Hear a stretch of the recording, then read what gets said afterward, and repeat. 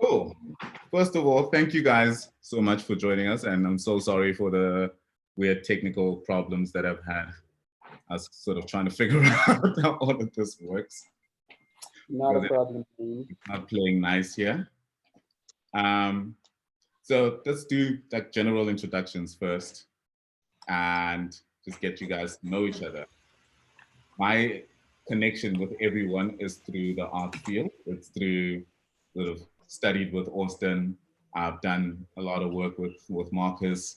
I met Faye in a very, like the creative dialogues last year when she walked up to me and she literally just walked up to me and went, "Hey, what's your name?" I was like, actually the question was, "Hey, who are you?" I was like, sorry? He's like, what? Yeah. And literally, But you went too quickly. I hadn't updated the website. I just finished updating the website. Guys, I think we should just mute our mics. Not try again.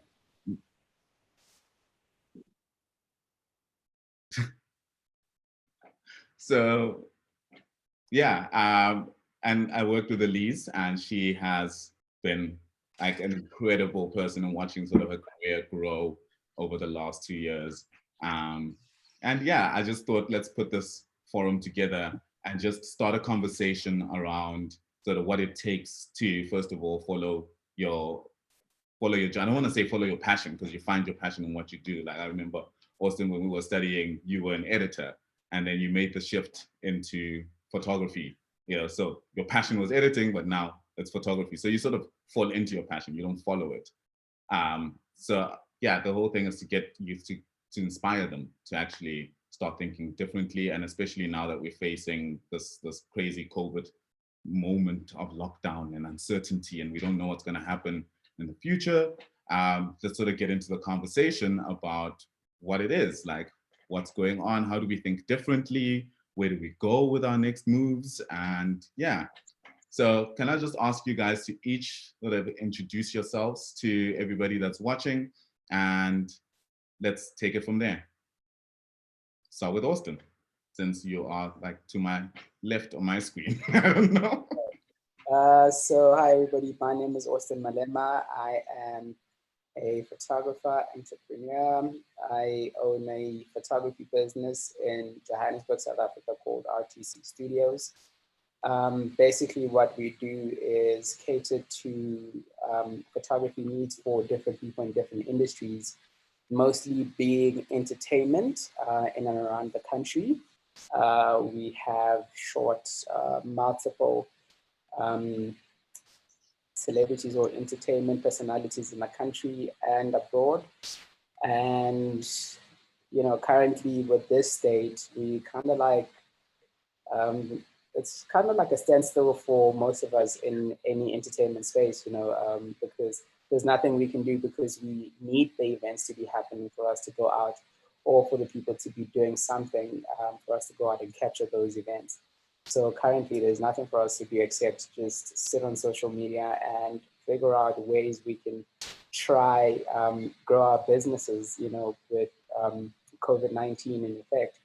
So my main thing is just trying to see what we can do now currently to reach out to new markets and new audiences. Because while this COVID-19 pandemic might be happening, my big thing is, what do we do when it's done? You know, because out of sight, out of mind. So I'm trying to find a way to keep my business in sight and the business afloat. And I guess that's where the hard thing is, nah? Like, but we'll get it. Yeah, we'll get deep. Yeah, we'll get into it. Things like afloat right now. Yeah. And Faye, what's up? What's your story, the journey? Hi, my name is Faye Kabali-Kagwa. I work within theatre at the moment as an arts coordinator, but I am also, I've had the privilege of working on multiple festivals, not only within theatre, but also in literature, and sit on a bunch of panels for like film as well. And I'm an arts and culture writer and thinker. I like to think about what's going in the art space and critique it, but I mostly like to call myself an archivist. I just like seeing what people are doing and taking note of it, and making sure that people can make relevant connections. Okay, that sounds weird, but relevant connections. We'll get into that, yeah. All right. Yeah, we're definitely going to get into that. I made a note earlier based on the conversation we had like last week. I was like, relevant connections. This is something we unpack, especially now. And Markus? Yeah, my name is Markus Rydberg, and I am from Sweden originally, and I am a freelance videographer, video producer, video editor, and I have a small content agency called West Coast Visuals. And we create mostly online content for fashion stuff, sports and street fashion, and also within the action sports space, a lot of windsurfing, surfing, and mountain biking, and that sort of space for companies, making bikes, making windsurfing products, and so on. Yeah, that's basically what I do. Sweet. We're going to get into your dreams and everything later. Yeah. And Elyse. Hi guys, I am Elyse. I run a podcast called This Is Your 20s with my best friend, which is super fun. I'm a senior in college, so my graduation kind of got messed up, which is sad. But right now I'm just trying to figure out how to pursue This Is Your 20s.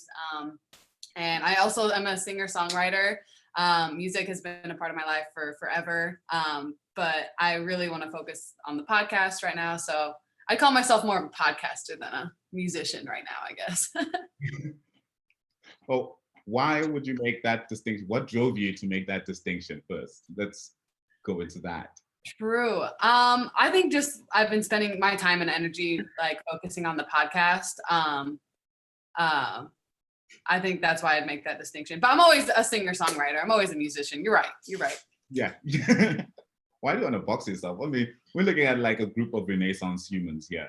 You know, everybody's sort of multifaceted and always doing something different.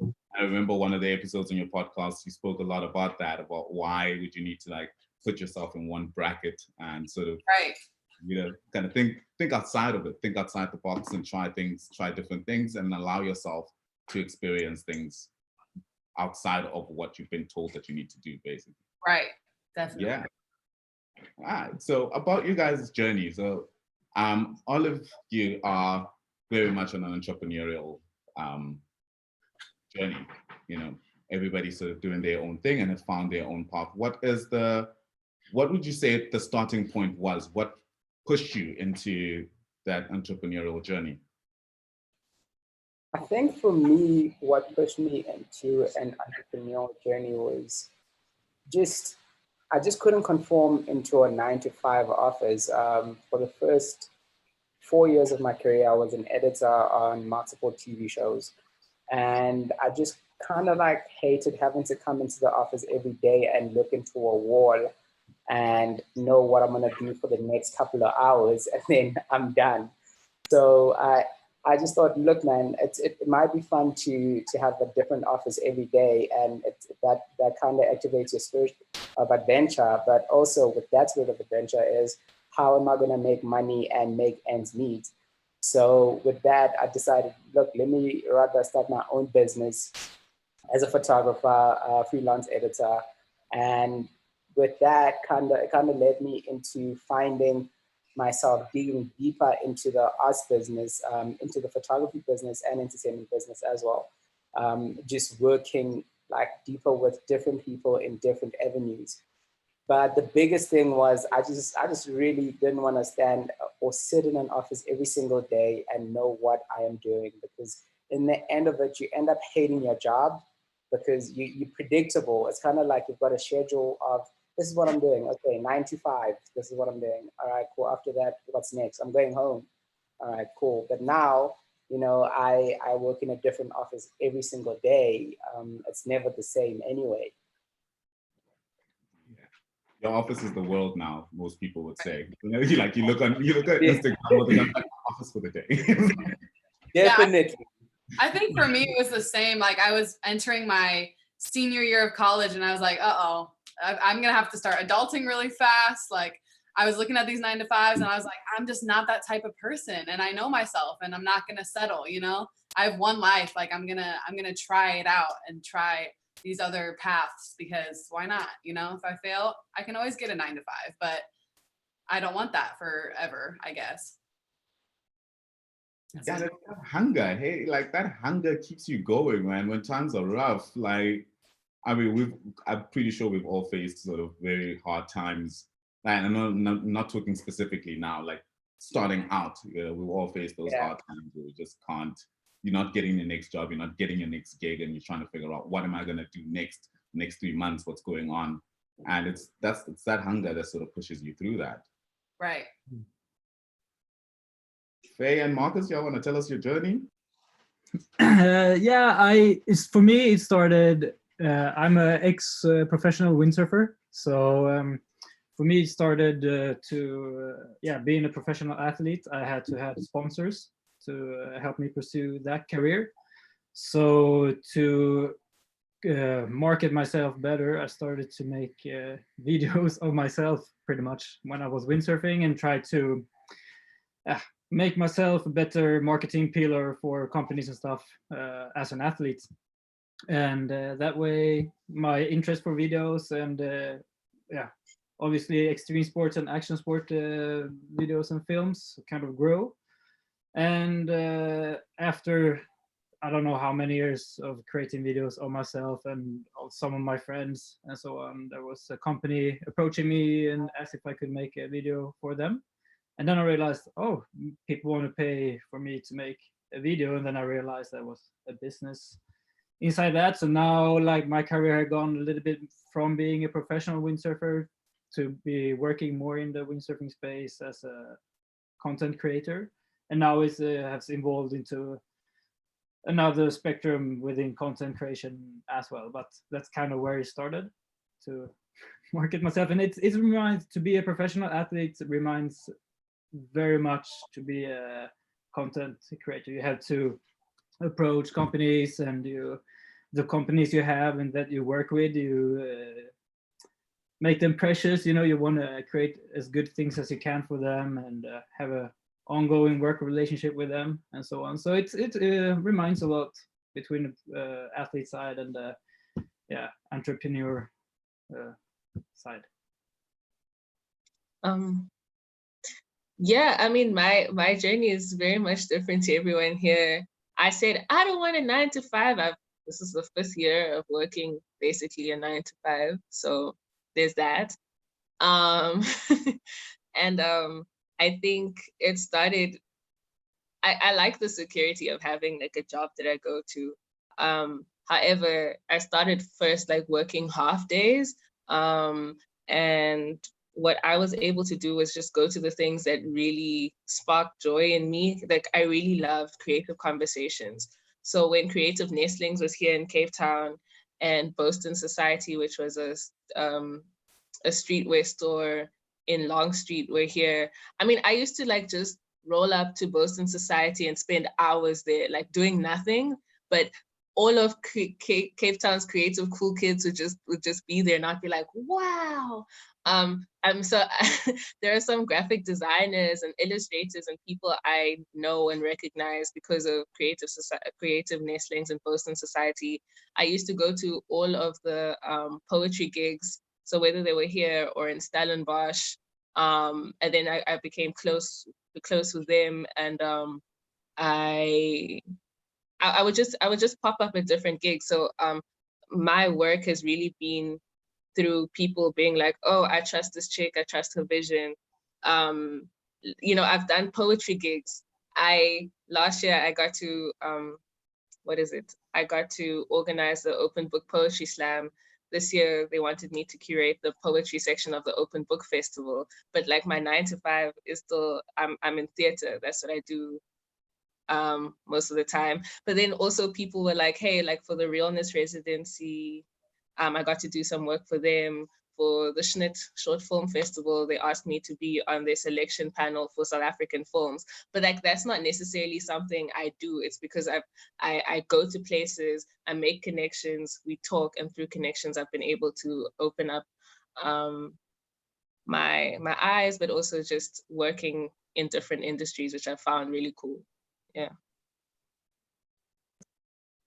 That's really cool. Like, I'm seeing a pattern here. There's like a certain level of sort of serendipity that happens in your life that pushes you into places where you're like Marcus and you wake up and you realize, oh, wait, I can actually get paid to do this. And then it's like that hustle as well. So what do you guys think was the balance between the sort of serendipity of this is what I love doing and I keep doing it, and the actual hustle of going out and finding those clients and, you know, getting the next job?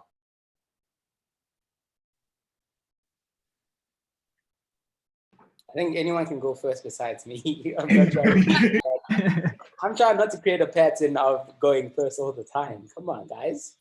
I'll go. I'll talk. Okay, listen. So in that case, no. What do you mean serendipity? I think everyone has like, I think everyone has like a different path. Like, I know some people who are just like super confident, like they were super average. Wow, I have a friend who is super average at this one thing, and now he's like super great. And people saw that, but there was something about him naming it for himself and then saying, I want to do this. And there's something about that belief that also makes people trust that you can do that thing, right? So I know a lot of people like that. With me, I think it's been kind of the opposite. Like, I'm a very good person to like, people come to me to like float ideas. So I'll sit down and be like, hey, why don't you do this? Why don't you do that? And people are like, oh, Faye, why don't you jump on this? Like, even when I started writing, so somebody couldn't get to Meneo Mohale, she couldn't get to the Cradle of Creativity, which was an international children's theater festival that my organization was working on. So she was like, well, Faye, you're working there, why don't you write a piece for the Mail and Guardian? So I was like, cool, I guess. Here's the piece. And then I was like, could I maybe pitch more stories? And she was like, sure, pitch more stories. And then I ended up writing over a dozen articles for them, right? But it's that thing, for me, it's that thing of like, when you have ideas, going to the people that you trust, getting their feedback, and figuring out what you need. And for me, I really need a push. I need a yes man. So I go to the people who will be like, hey, Faye, that idea is not so great. Why don't you go back to the drawing board? And those are also the same people who are like, my guy, last week you called me, you had an idea, you're sleeping, I don't like it. You better send me an email by this afternoon, otherwise you're canceled. And it works for me. It's not the healthiest thing, but for this stage in my life, it has been working quite well. I agree with what you said. You said, if you don't believe in it, no one else will. That's so true. Like, if you don't believe in what you're doing, no one else is gonna support you and go with you, because you really have to be your biggest fan when you're running your own business or running your own thing. Like, you just have to put your heart into it and believe in everything that you're doing. I'd say for me right now, it's really hard because we can't have like live guests, and I get that energy just like Faye, like from people. I'm an extrovert times 1,000. So this quarantine's been really tough for me. And I love sitting down and interviewing and hearing other people's stories. And I can definitely thank goodness for Zoom, because I can do that. And that's what we have been doing for the This Is Your 20s, and live streams and stuff like that. But it's not the same. You don't get the energy with the people in the room. But I mean, I think the more like you do it, and you're right, like the more you like hold yourself like accountable, like I don't have to do a bunch of stuff today, but I'm gonna do something. And every day is just a stepping stone. And then pretty soon this quarantine hopefully will be over, and you still did things in your quarantine to, get to your goal and get to where you want to be. So yeah, it's just an every day. You just have to like do one thing every day towards it.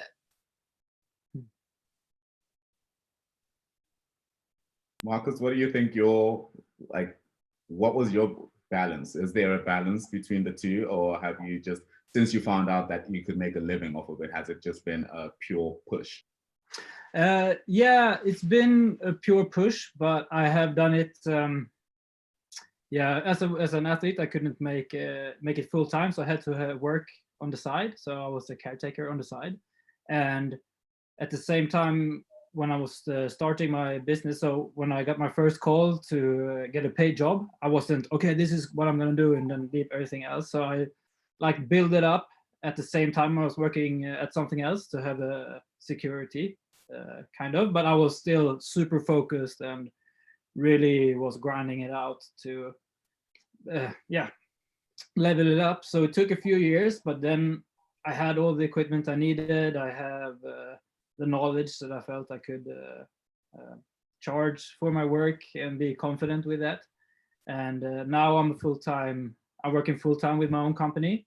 But it was a few years of grinding hard. But at the same time, I'm so passionate about what I do. And for me, okay, I want to make a lot of money and stuff. Not a lot of money, but I want to make a nice living from what I'm working. But I also want to be able to create the visions I have in my head. So I'm kind of building and trying to grind it out just to, okay, it sounds a bit weird now, but to reach and to fulfill my visions I have for some creations I do, because right now I know I'm on a level, and then I know I can create better things, but everything has its time, and I'm not super rushed, but I'm working hard to just step by step get to where I want to be, kind of. That everything has its time. That's right. Yeah. I also remember when we started the 3 Ink back in the day. Oh yeah. I think for me, I've always loved being in the visual space. And you know, when Karawa and I were in varsity together, we had started a business together. And I just feel like I'm one of the people who's lucky enough to find your passion and mix it into a business, and just grow it in that term. The one thing that's also great about it is, there's no one who can say no to you really besides your client. Because for me, what I do is an outlet of my creativity, and also earns me a check. So I quite enjoy the fact that, if I need to express something that I feel, I could use that.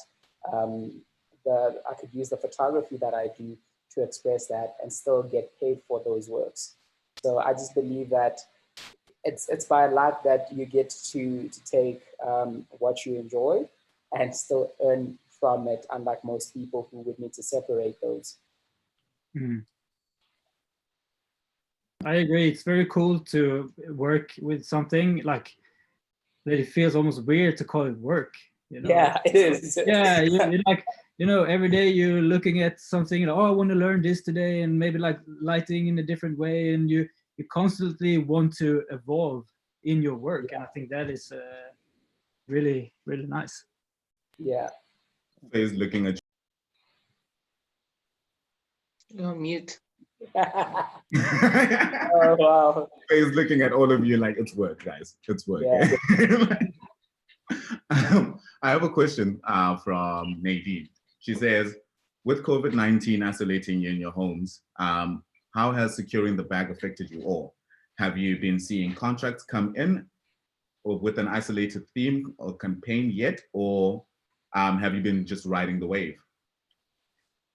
I think with me, it's been quite fun. I'm creating content from home for a brand that I'm working with. So, and most of it, it's, we kind of preempted the lockdown coming through, and we were working on content for like 3 weeks. And all of it was centered around creating the content from home. So that has been great. I was lucky enough to do that. And with that, the bag is still coming in, but it's just not as much as it was previously. not as much work has been coming through. But we are getting some work, like with people kind of hoping that the lockdown would be lifted sometime soon. So there are people who are preparing for stuff to happen after the lockdown. So that kind of helps with us. But what the lockdown has afforded us is an opportunity to go back and look back at some of the work that we've done and think about repackaging it and putting it out differently to clients and reselling some stuff that we haven't put out. Yeah, I think it's very different. For example, how's it affected my bag? It hasn't affected my bag because I work a 9 to 5 and fortunately I'm on contract. But in the theater space, it's definitely been devastating for so many professionals, because that is how people predominantly make their money, right? They're performing for crowds or they're going overseas. At least people are also even traveling, and now you can't even travel. And unlike something like photography or videos or whatever, where you can take the picture and you have the potential to, if you're clever, you have the potential to use that image over and over again in different ways. You have a back catalog of things that you can use to make money in the future. Whereas a lot of people who do it in theater specifically, let me say, don't necessarily have that opportunity unless, I did say live, yeah, so not TV. So if you're working in theater or whatever, it's really hard to make money. And we also don't really have national bodies that people trust at the moment to work in the best interests of the artists. And I think that right now is an opportunity for, people are forming the structures. It's an opportunity for us to rally together, but it's also, I think, an opportunity for people within the live space to really reimagine what the live space could look like. I see a lot of theater makers wanting to go into streaming, and I don't think it's viable for many people. And a lot of them, it looks like bad short films. And there are a lot of people who are already doing, film.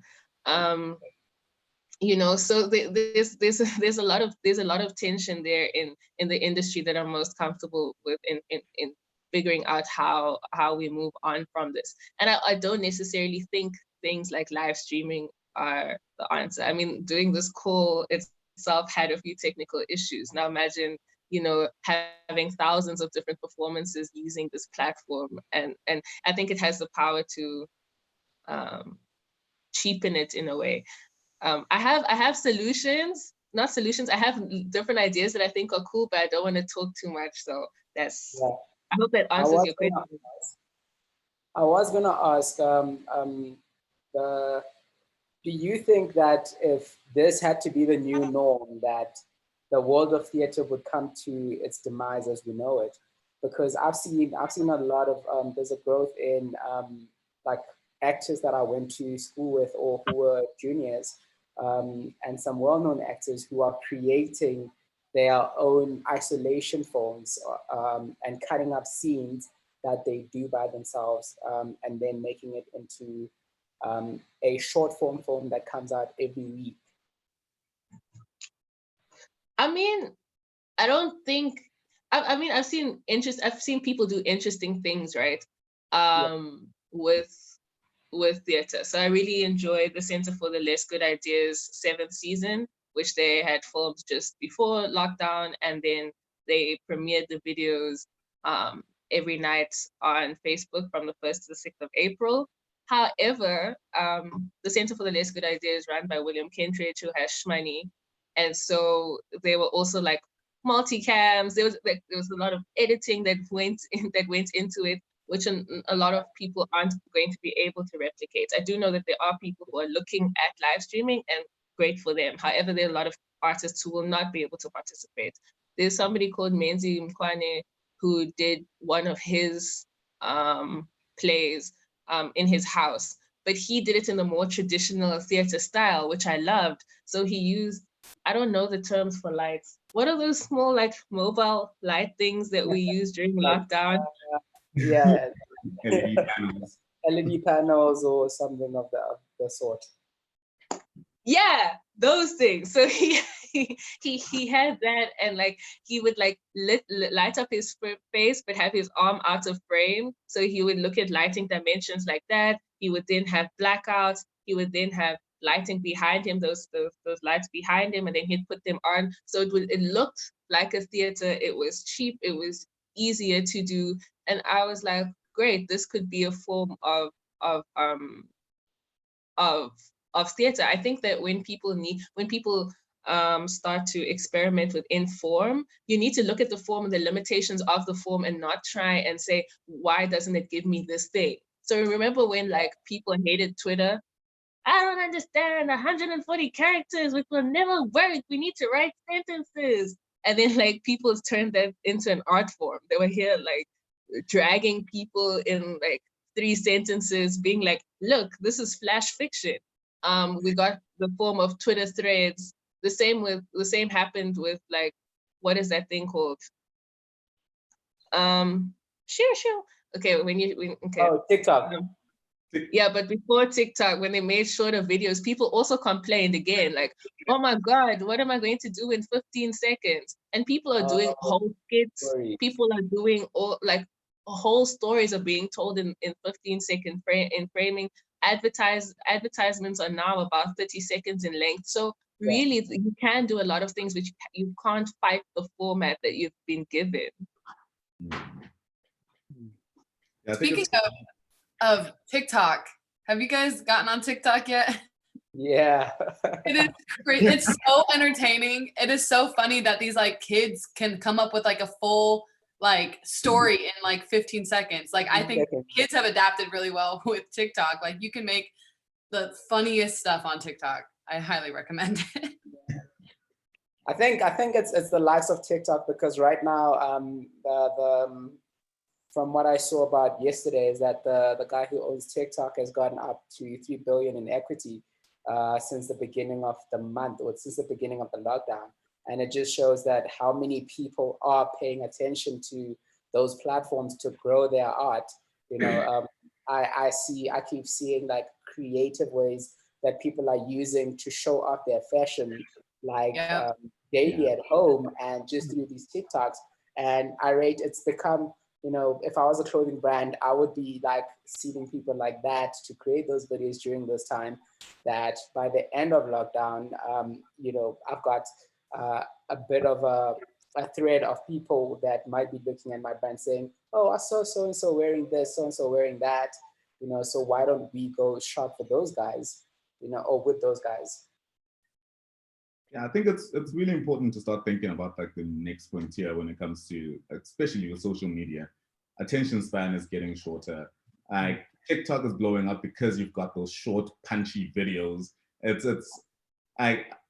I heard it's like a mixture of pretty much everything. I think it was you, Elyse, actually said that it was a mixture of Twitter, Instagram, and Facebook all in one. You know, like kind of, I mean, Snapchat all in one, and it kind of gives you that quick view, and people are sort of just feeding into that because it is the next frontier when it comes to social media, and especially when it comes to marketing as well. A lot of brands are moving to it now, as a matter of fact.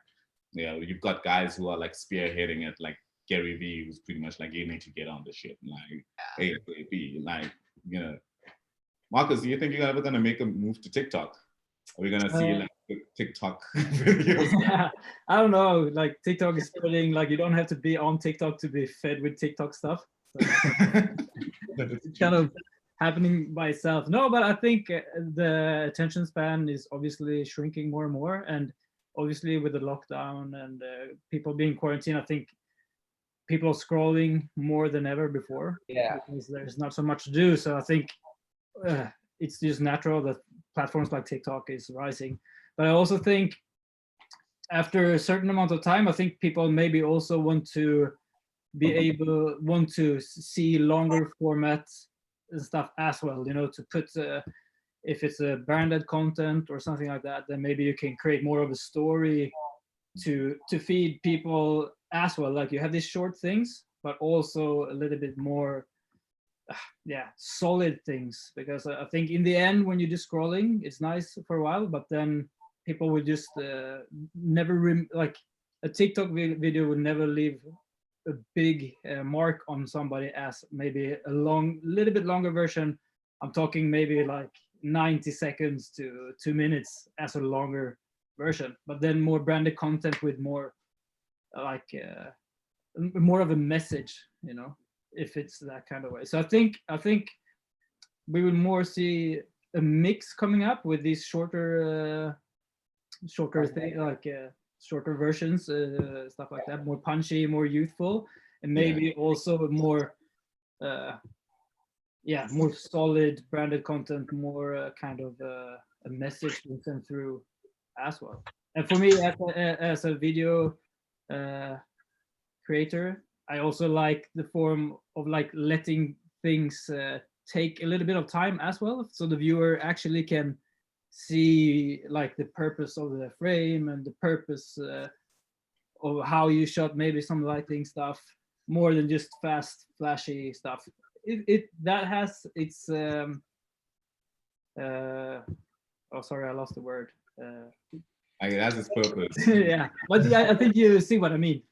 Yeah. But and for me as well, as for my like a purist. Sorry. I'm saying you sound like a purist. Yeah. 2 minutes now. 2 minutes is pure. Like if you get allowed to do a 2 minute piece. Whoa. But for me, in Sweden, there is not a lockdown. We're not in quarantine as like in South Africa and places. So it's more free here. So I can still be out shooting and I can still do things for my clients. But I've seen a change in some of the retail business which I work for, biking industry and stuff. Their salespersons can't really go out to the distributors to show a product, you know, and showcase the features and stuff. So they have more leaned into creating product videos and more like explaining videos for their products, so they can send out to the distributors instead of a person physically coming there, because there are still limitations in people to meet. Even though it's not lockdown, there is limitations and so on. So I can see a shift going more that way, like business to business video content side as well. So I see how things changing a little bit towards that from my point of view. But as for you, Faye, yes, the theater and that sort of space is also very affected in Sweden, because we have like a 50-person limit. So a lot of plays and stuff has been canceled because they can't have any audience. So I think that kind of, and also musicians. So I think my side, video and content creating that side, isn't taking as a big of a hit as maybe the more live performance art. I think those are being hit a bit harder from this COVID thing. I've heard a lot right now that, you know, like creatives, like you shouldn't be super hard on yourself right now, because it's literally a pandemic, like a global pandemic. Like you can't be hard on yourself for not feeling creative or not feeling at your best, I guess, creatively. And I guess struggling through this time, like don't be hard on yourself. I think like a lot of people are affected by this, not only for what they're doing, but emotionally and mentally. And I think right now is a good time to reflect. And you don't need to, I mean, I said it earlier, you gotta do one thing every day, but you don't need to strategize every day how you can, you know, thrive in this time, because you have to remind yourself it's a pandemic, you know, I don't think anyone's really thriving right now. So just be patient with yourself, reflect a lot, read, reading's been really nice, and just kind of like go with the flow, go with the wave, like feel it out for yourself, like listen to your body and what you need. Yeah, Faye, you said you had a few ideas about how we come out of this and how it changes the space. Yeah, I mean, one of the things I wanted to like just comment on is like, obviously like there's TikTok, but TikTok doesn't mean that it's going to replace everything. I mean, like in poetry, you have haikus, and haikus are 5 lines, but that doesn't mean that people stop writing long longer poems, right? It's just one form that becomes really popular and easy to replicate, but it doesn't necessarily mean that it now takes over and poetry just becomes this one thing. It really just adds to the canon. And that's how we should see like different formats of like creating. But like, I'm sad that my example is going to be American, but I really enjoyed, well, I didn't watch it live, but I really enjoyed the Travis Scott concert on Fortnite. Like, Oh, yeah. it was really, really great. And I'm like, firstly, it made sense because it's on brand for Travis Scott and what he's been creating in actual world. Like it makes sense.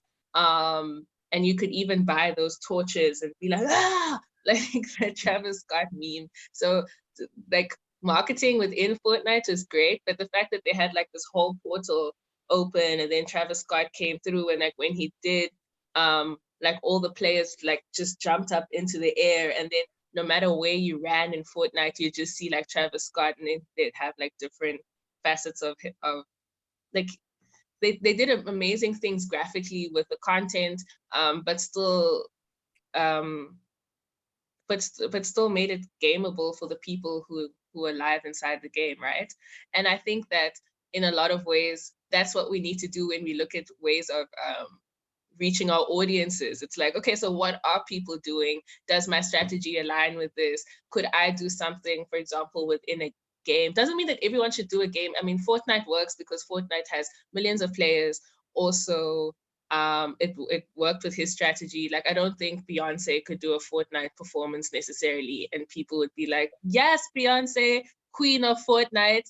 It didn't align with her strategy, but like Travis Scott, definitely.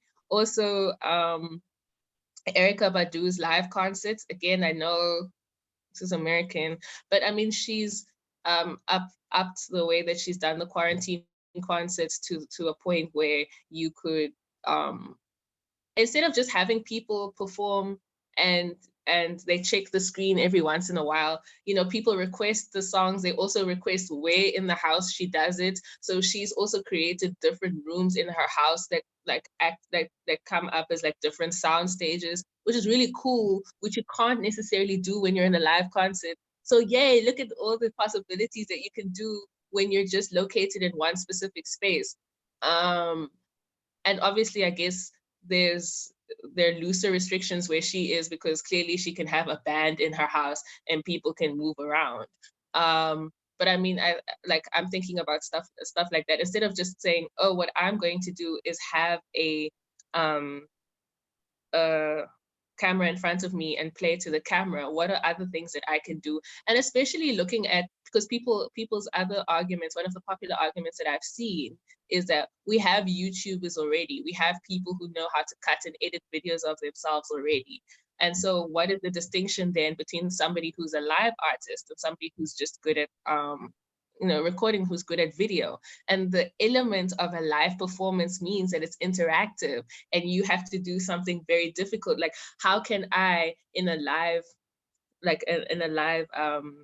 setting, like here, how can I make this entertaining for you? What happens when I move out of frame? What happens if I do this? What are the different ways that just by making it live and playing around with the perspective of what my audience is seeing, can I create a whole different way of, a more intense way of viewing this performance that doesn't feel cut, doesn't feel rehearsed, doesn't feel edited, but gives me that feeling of aliveness and feeling of feeding off the audience and the performer. So I think that's how people need to be thinking. Yeah, I mean, I've seen a lot of interesting things come up now, like what you're saying, like, what can you do with this space that we're in right now, like being on Zoom?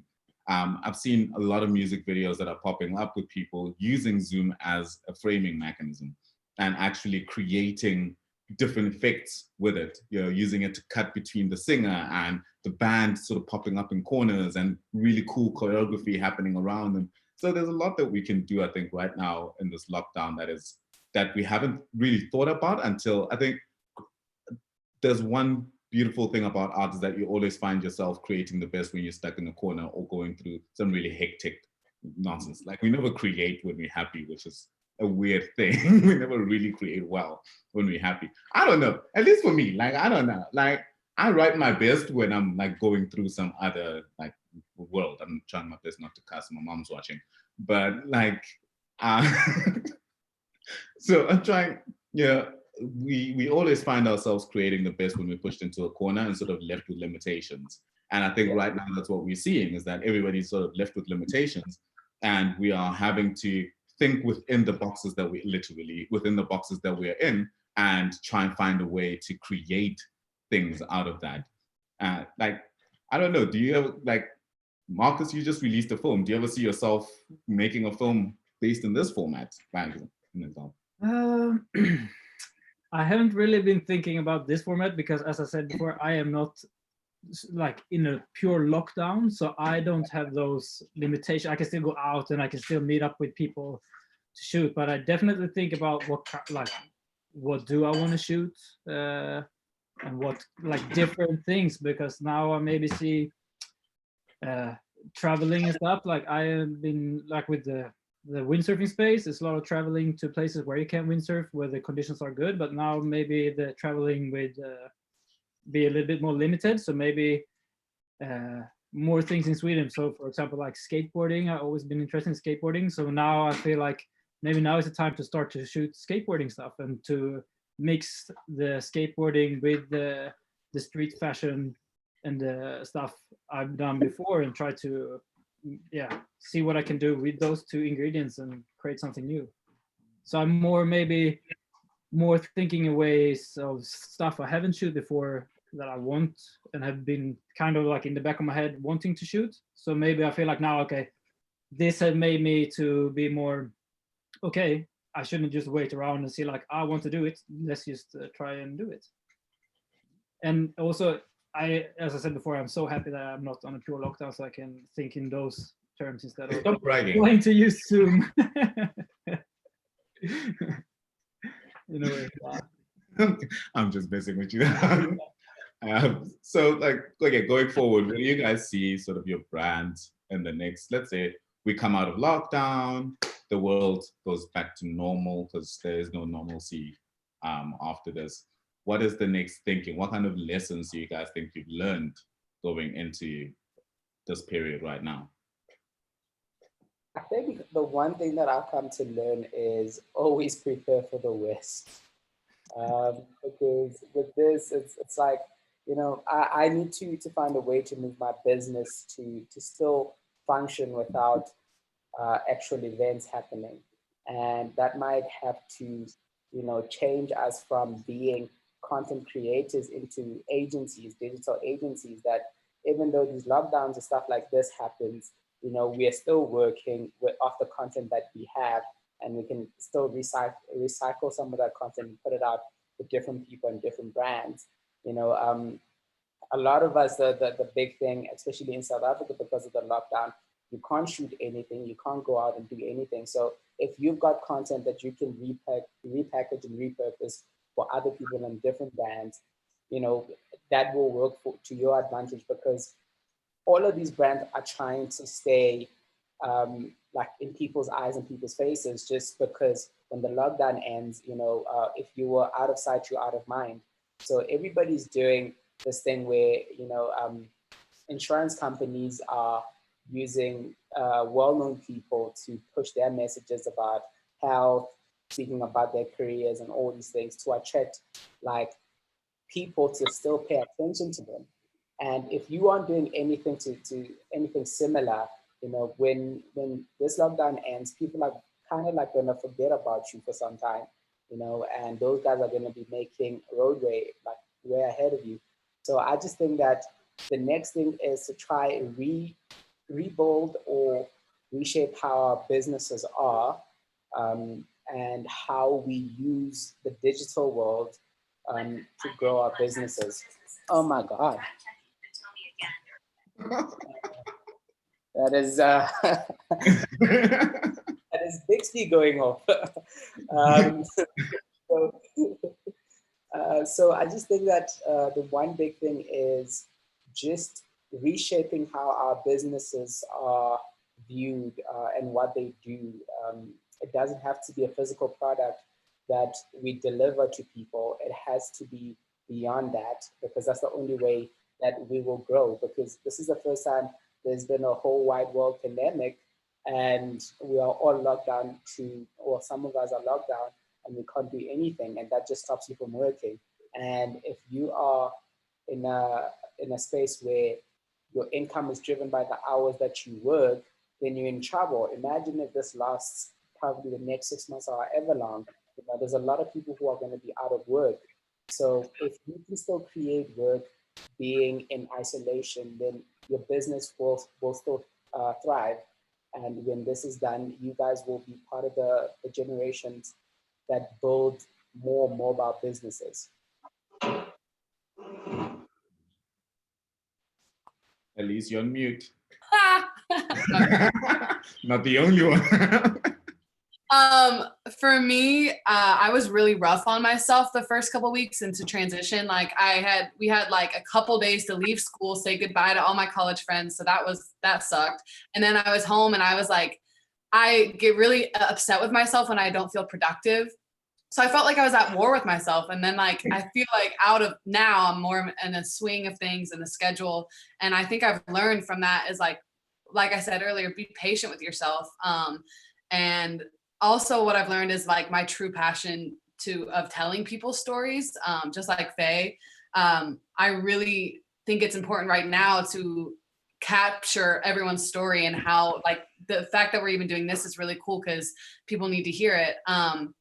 Just capturing people's story, because everyone these days, like TikTok, they love the quick likes and the quick videos, but no one really, I feel like, takes the time anymore to like pick someone's brain and hear what got them to that point and their story, what they've learned.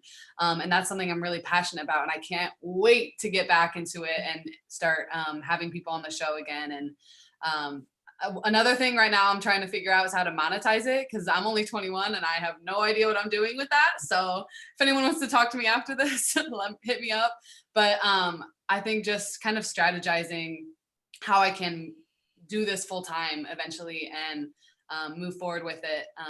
And I think I know I can do it because I have that passion behind it. And I know I found that passion during this quarantine, like true passion. Like I'm dying to interview people.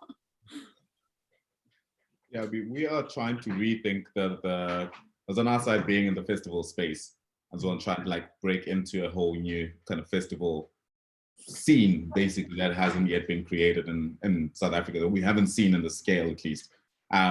We've had to rethink exactly how we're going to go about it during this time as well. We have to sort of go back and go, we can't, because we started doing activations and actually going to areas and bringing people into spaces and, you know, making sure that people who wouldn't normally get access to the information that if you live in Johannesburg or you live in Cape Town, that you're is readily available to you, we were bringing the information to them. You know, we were traveling to like Eastern Cape and we had all these plans to do, and then bam, lockdown. Now sit at home and do absolutely nothing with your entire 6-month plan. And it's like, okay, so now how do we rethink this?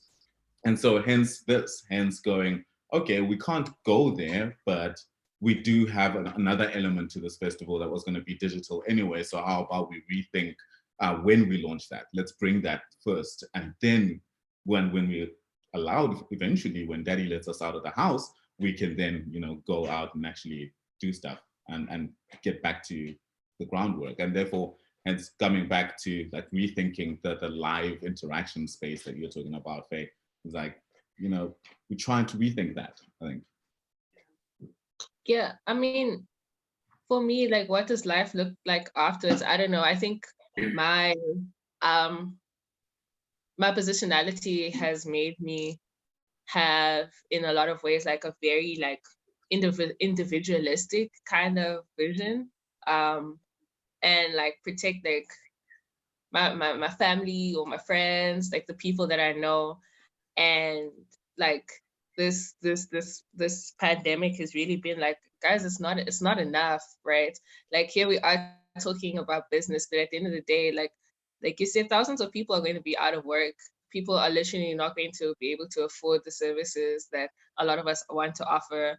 A lot of artists are going to also be out of work and won't have the resources or the means to even necessarily experiment within their contexts because they've been left with little to no safety net, and have to apply for unemployment checks. And although I could potentially dream up projects, and I have in my head, those are only future projects, and the people that they're going to affect is a small number. Even if I was like, I'm going to have 500 employees, 500 employees is great, but it's still a pretty small pool.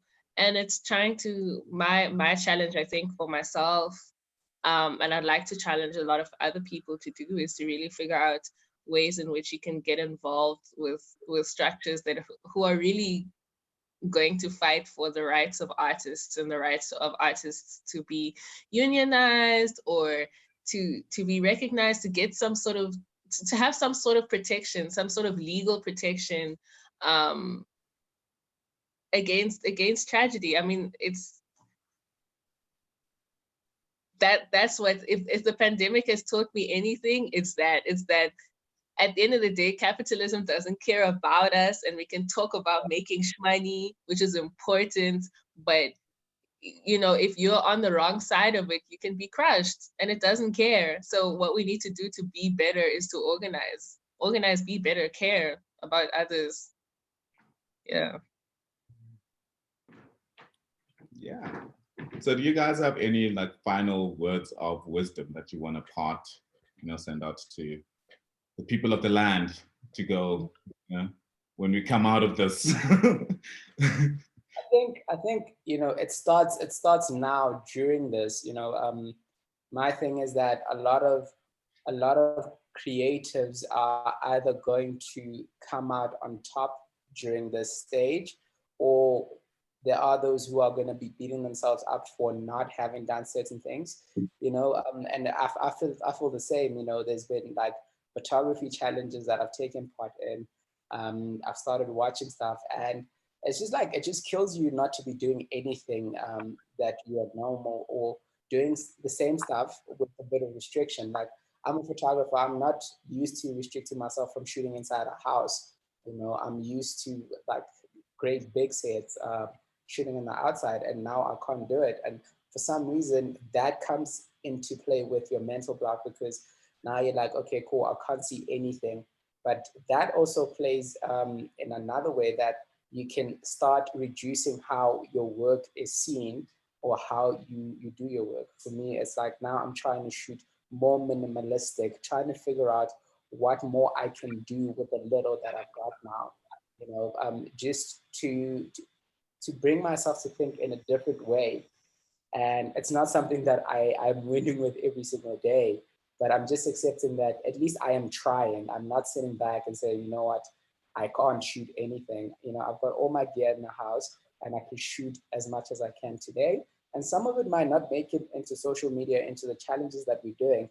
But the fact that I am staying active and, trying to do something, when this thing comes out, or when the end of it is done, what this has given me is the opportunity to try and fail at certain things, or succeed at other things that you can use outside, in the outside world, in the bigger world. So I just think that, if you're creative or trying to get into creative space, this is the time for you to be trying and failing with nobody watching, nobody to judge besides yourself.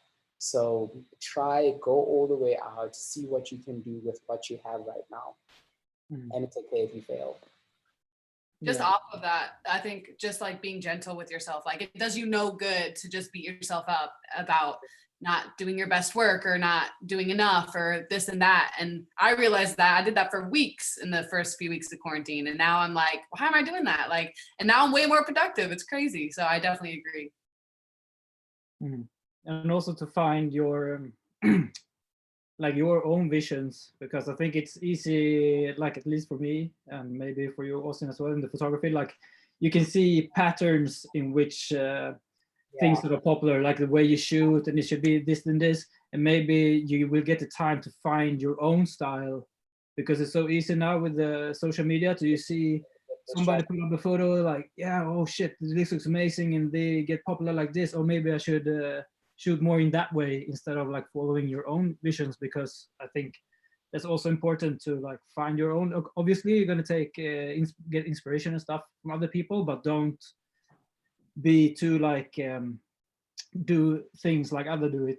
Like also take this time to like find your own way of doing things, because in the end, like the things you want to create is and the things you are happy with is the most important.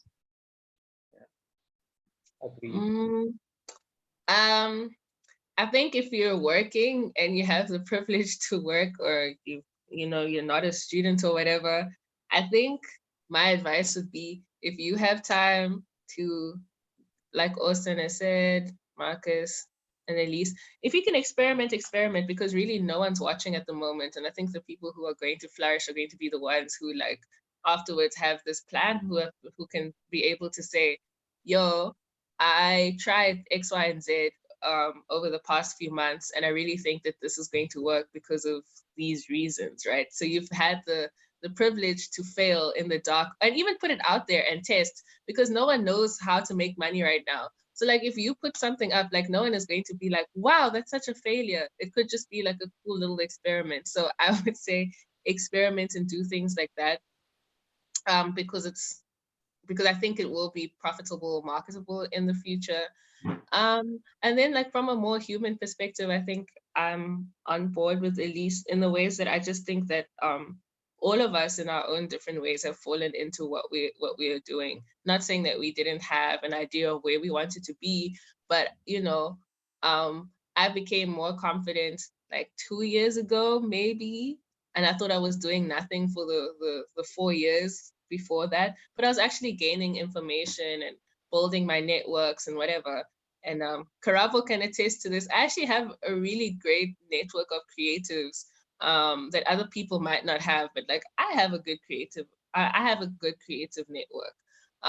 So even when you think that you're doing nothing, you are probably doing something and working towards it, and it will all make sense eventually. So you know, like no one can really tell you what to do. There's no formula. Keep doing what you're doing, keep living. As my friend Bill wrote in his comic book, he signed it for me, and he said, Faye, every day you choose to rise, you are enough. I love that. Jeez, that deserves a round of applause. That's a beautiful ending. Like, hey. But she is, you know, that is true. Like every day you choose to wake up. What is it? Every day you choose to rise? Rise, you are enough. Bam. Parting words. We're gonna quote that. Just put down like Faye through. Thank you guys so much for joining me for this today. Really do appreciate you guys taking the time out of your schedules. I mean, I know like 2 of y'all don't have anywhere else to go. Anywhere, you can go to the kitchen. Right? But I'm joking. Thank you guys so much. I really do appreciate it. Elyse and Marcus, thank you guys so much as well for coming through. Oh, thank you guys. It was a pleasure. It was fun. Yeah, so good to meet you all. It's a pleasure to meet you. By the way, Elyse, you have one of the best markets to have a podcast for right now. I actually love the idea, even the title, This Is Your 20s. Like everybody is in their 20s and it's the best time to discover yourself. So you're actually going to be imparting a lot of knowledge to you, depending on if you speak to a diverse audience of people in their 20s, because it would just help for people to hear other people who've been past it, like a certain age, who explain how they've faced difficulties in their lives and what they've done. So yeah. Definitely.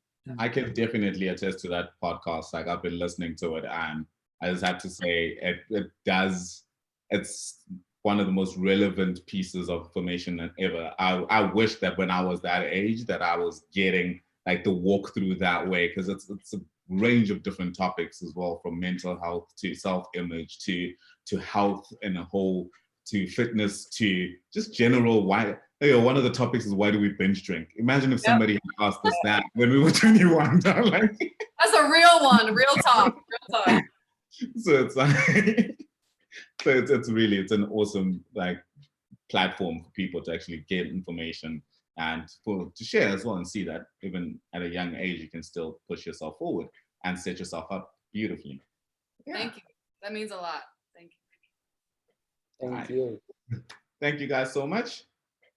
And thank you guys for tuning in from everywhere that you are. And yeah, there will be more of this every 2 weeks. We will have a different panel of speakers on, and we're going to cover different topics, from theater to music to live performance in all sorts of spaces to paintings. And yeah, this is going to be the first iteration of a digital festival that we are putting out. So thank you guys very much for joining, and I hope to see you in the next 2 weeks.